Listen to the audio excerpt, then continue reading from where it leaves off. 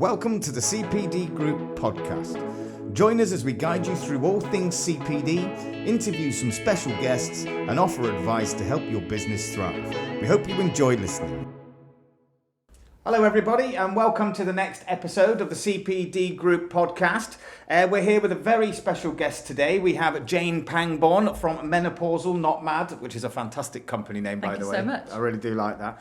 So Jane is working with us. She is one of our approved providers, and she has a course accredited with us, doing some fantastic work in raising awareness about the menopause and HR treatments and things like that. So really important work that you're doing, Jane. Thank you very much for coming to join us. Thanks, Andy. Lovely to be here. Super. Did you find the building okay? Well, yes. Yeah. My sense of direction is poor. My parking is worse, but I got here. It's all good. Excellent. Great to have you. Lovely. So let's kick this off by, could you really give us a deep explanation about what the menopause is? Oh gosh, a deep explanation. Okay. So menopause and perimenopause are not the same thing. So we'll start with that. So perimenopause is the time when your hormones are, well, not your hormones, Andy, but a woman's hormones are fluctuating and decreasing and declining on the way heading towards full menopause is when their periods start, fertile years end, and that then every day after that is classed as postmenopause. Right. Is that not very deep, is it? No, That's just kind of a summary rather than a deep No, but explanation. that's good. It gives me a good understanding. So could you describe to us then, the kind of symptoms that women kind of experience when perimenopause or during the menopause? Yeah. Okay. So there's a lot of symptoms. So depending on who you listen to, it might be 15 symptoms, it might be 40 symptoms, it might be 50, it might be more. There are a variety of physical symptoms and mental, psychological symptoms. The women that come to me are usually struggling with both. So that could be your everyday hot flashes, and I say everyday because that's what people assume menopause is. So hot flushes, maybe dry skin, really kind of low level type symptoms. But then it can range, there are plenty of symptoms in between that, but it can range up to some really serious depression and low mood, which can be really challenging, to say the least. So do you want me to list them all? The more information, the better for the listeners and the viewers, to be fair. Okay, so we've got, you're challenging me now, because I'm trying to remember what I've got on my own website. So we've got dry skin, low libido, low mood, anxiety, internal tremors, erratic periods, flooding, spotting, bladder leaks, vaginal dryness, pain. Those are the key ones that spring to mind. Right, super. So it sounds like there's quite a different range of symptoms for women to kind of, maybe keep an eye out for, this kind of thing. And absolutely. One of the things as well, you mentioned about menopause. Yeah. Is there a kind of a chance that a woman may think that she's got these symptoms, some of the ones you've mentioned, but think I'm too young to be perimenopausal? Yeah. I mean, does that happen a lot? It does. Interesting. Just before I came to see you, Andy, I was just recording something about this very topic. And it's really common to be told you're too young to be perimenopausal. I personally now know that I was about 37 when I was first perimenopausal, had no idea what was going on. I was anxious. I wasn't having hot flushes, but I was anxious. I stopped wanting to drive because I suddenly had driving anxiety, having been in sales and on the road for years. So I was absolutely used to driving. And I was having erratic periods. I had a low libido, dry skin, and it was all... what usually happens is it all sort of creeps up on you slowly. Right. So there was one symptom after another, and eventually you get to the point where a woman says, oh, but that's just me. That's just the way I am. And this happens all the time, but recently I had a client say to me, oh, well, I've always been anxious. I said, have you? And she said, oh, yeah, that's just me. I said, so let's just pinpoint that. She was about 45, so which is pretty standard perimenopausal age. She said, well, I suppose I was put on antidepressants when I was about 40. I went, so not always then, since you were 40, so that's about 5 years. Probably when your perimenopause started, and we sort of linked all her symptoms up, and we said, yes, actually, you've probably been perimenopausal for about 5 years. But of course, she was told she was too young. And I understand and have sympathy for doctors because it is a minefield. However, there's some really obvious signs, and it's a matter of saying, okay, something's changed for me. Something changed at whatever age it is, let's say 40. I know that this isn't the person I am usually. There's nothing wrong with me. I've had all my blood tests, everything's been checked, the doctor says I'm fine, something's different.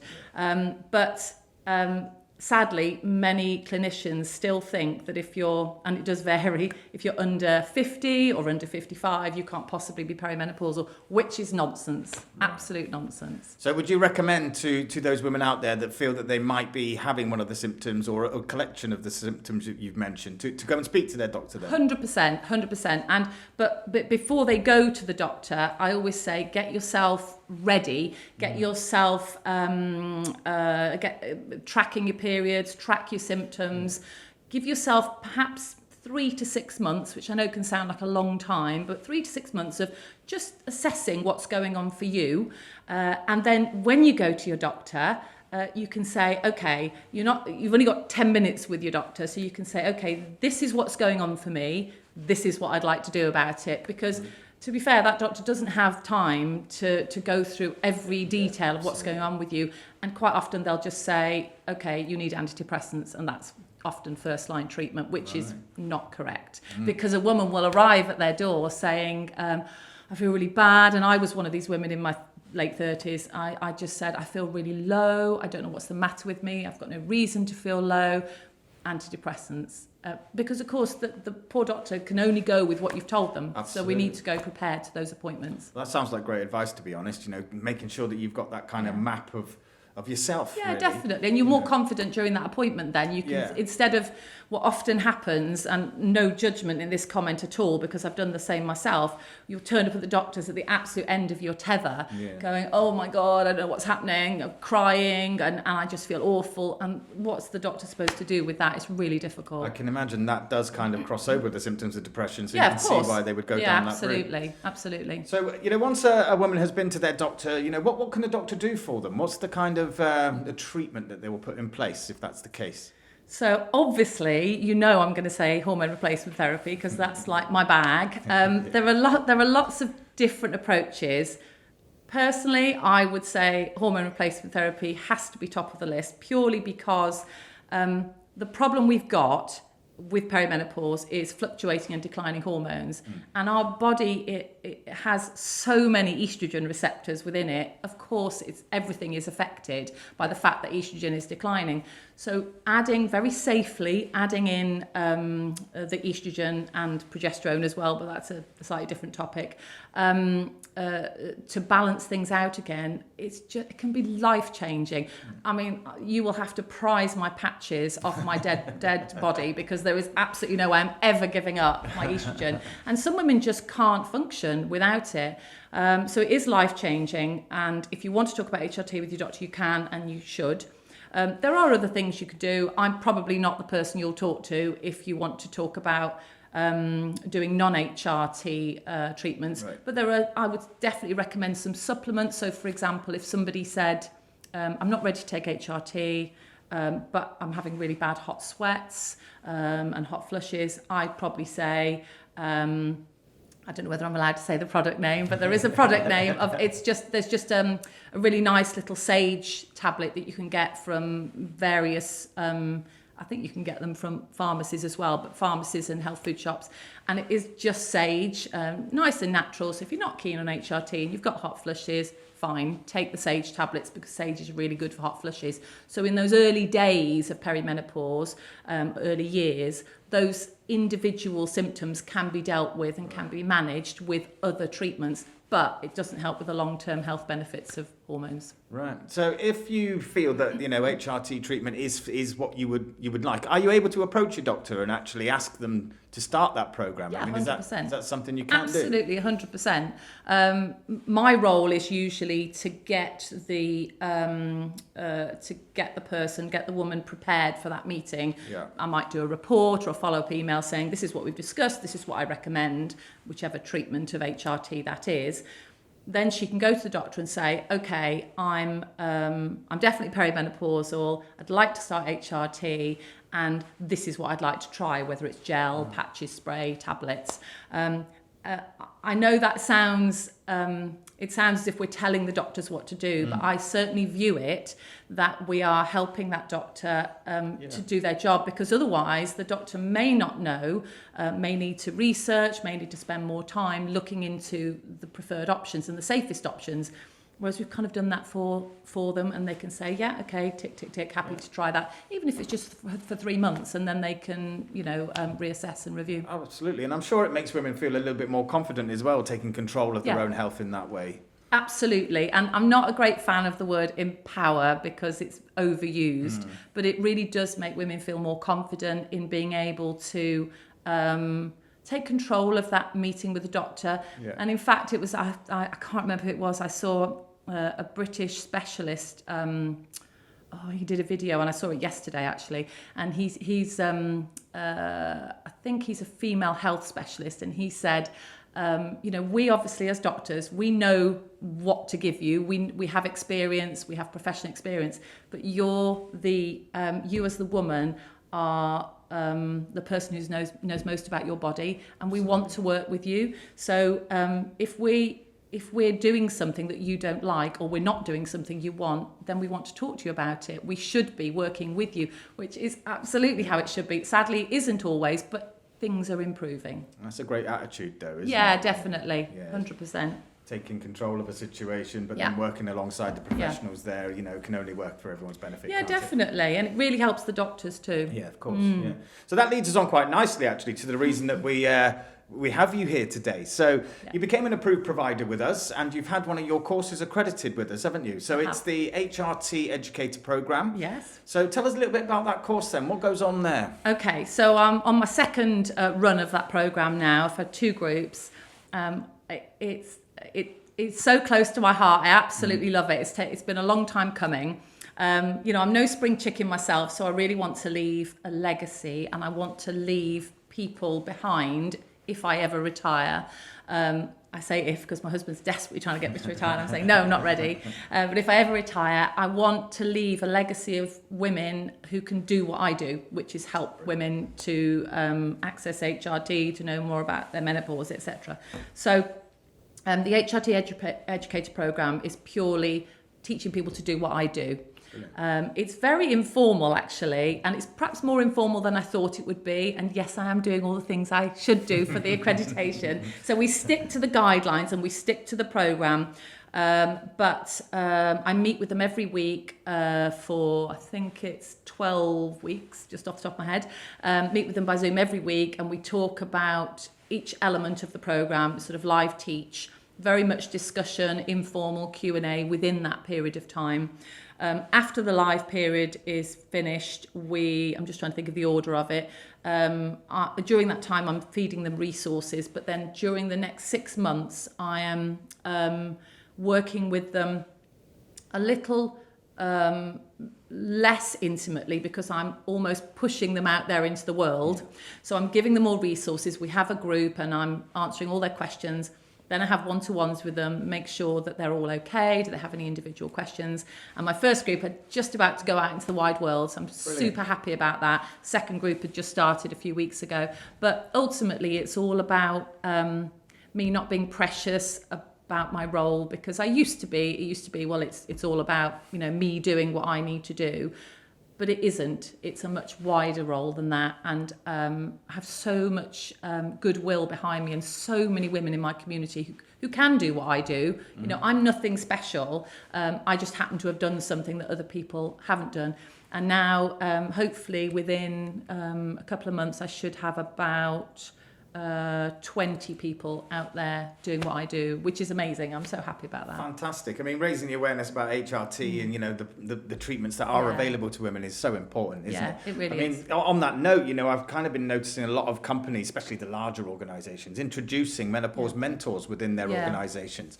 I mean, what's the role of a menopause mentor within a business? I don't work in the corporate world anymore, but from my understanding, it's very much about having a central point, a sort of focal point for women to go to, and actually men to go to if they have women in their lives who are struggling, to talk about any challenges around that. And that might be, having a bad day and just need to leave early for whatever reason. I need some consideration of certain symptoms. I'm not a huge fan of taking days off, by the way, for menopause. That doesn't work for me. We're not ill. We just need some consideration and some empathy where if things are just not great one day, that adjustments are available, but also just to have a listening ear and somebody that says, yeah, that's fine, I'll sit and chat with you for half an hour, no problem. And every time I've ever seen a woman, almost without fail, I think, the most important part of that conversation one-to-one is the biggest takeaway is you listened to me and you heard me. I didn't feel stupid. You didn't tell me I was mad. You didn't tell me I needed antidepressants.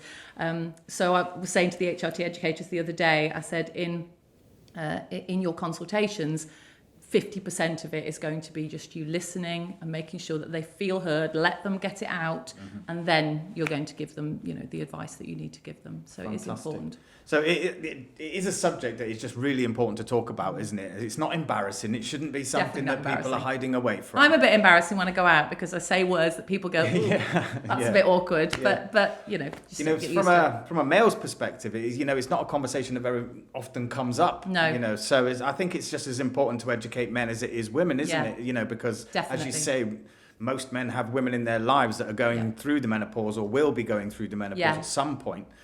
So it's important that we understand exactly what we can do to support, as well as the treatments that are available.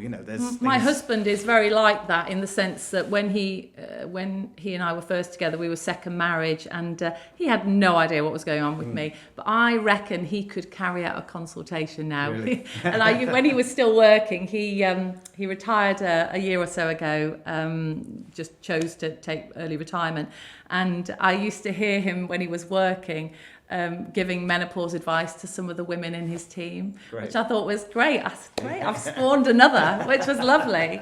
It's really, really important, and nobody should feel ashamed. It's just a body, absolutely. For goodness sake. It's just crazy. Part of life, isn't it? Yeah, absolutely. Absolutely. So going back to your HRT educator program, when you were designing that course, so having a little bit more look at the actual structure of your training course. Sure. So what made you kind of build it the way you did? What made you think these are the important elements that educators for the menopause need to know about to go out there and carry on your work? I'd like to say I structured it and it was very well planned out. That would be a lie because I am not very structured. However, you guys were super helpful because I almost started off with a bit of a brain dump of everything, all the things I needed to cover, but obviously it needed to be structured into modules. So I put the modules together, put everything together as I saw it. You guys gave me some advice on how I might structure it slightly differently. And so I did. I knew that I needed it to be quite informal around the modules, but it's really good to have that template and that framework to work towards. So I do work to the framework, but there's a lot of sort of random stuff around it. I think that works really well because I didn't want it to feel too structured because it really is a very...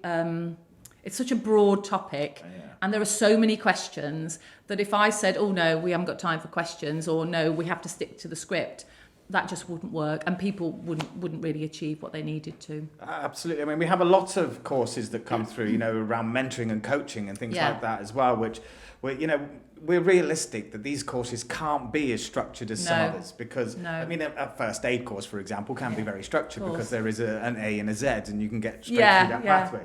But, with courses such as this, the conversations are different, the questions are different, the journey is different for every group that you'll have, but the ultimate goal is still the same, isn't it?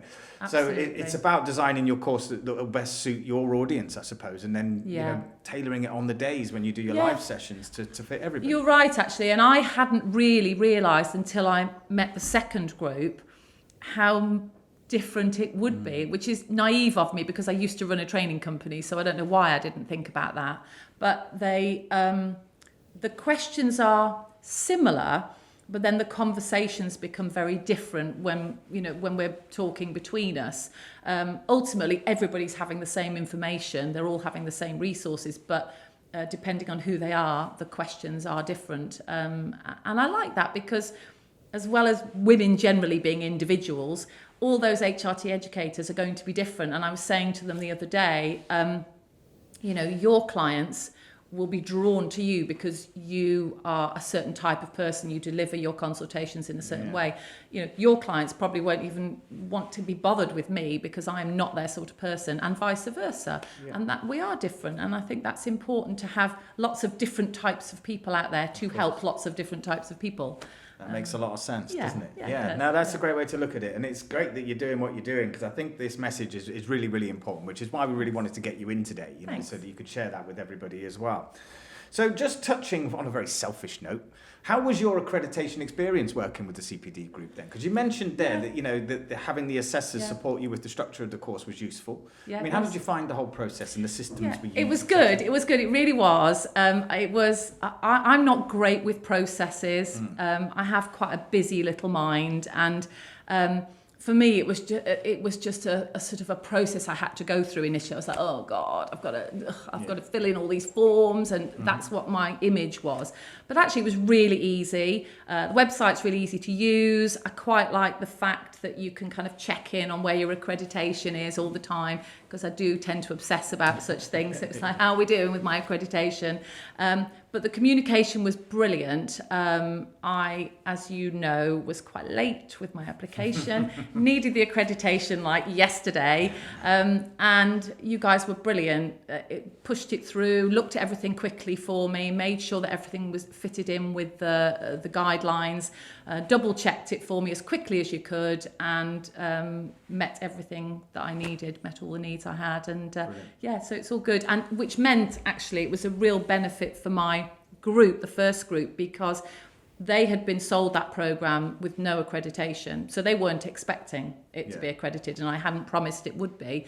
And then we were able to say, okay, now it's accredited, CPD accredited, which was a super bonus for them. Yeah, so on completion they were able to get their certificate. Fantastic. That's super stuff. So I'm really happy with that. That's positive, isn't it? Yeah, really, really happy. It made it really easy, and I can genuinely say I don't think I've had any issues at all. It's just there ticking along, and I'm planning my next programme to be accredited as we speak. Fantastic. Yeah. Well, I look forward to seeing that one and see what direction you're going in next. That's super. Thanks. Super. Well, thank you very much for coming to join us, Jane. It's been a pleasure to have you here. Thanks. And keep up the good work is all I can say, because what you're doing is fantastic.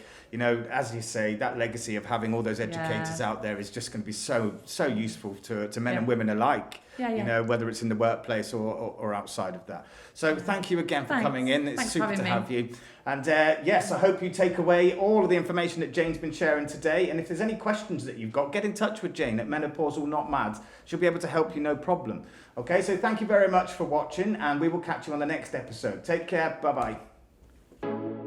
Thank you for tuning in to the CPD Group Podcast. Be sure to tune in next time for more helpful content. See you soon. Before you go, did you know that you can receive a free CPD certificate from listening to this podcast?